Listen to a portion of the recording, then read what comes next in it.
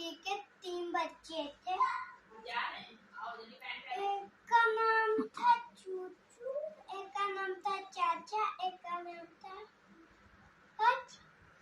Chichi.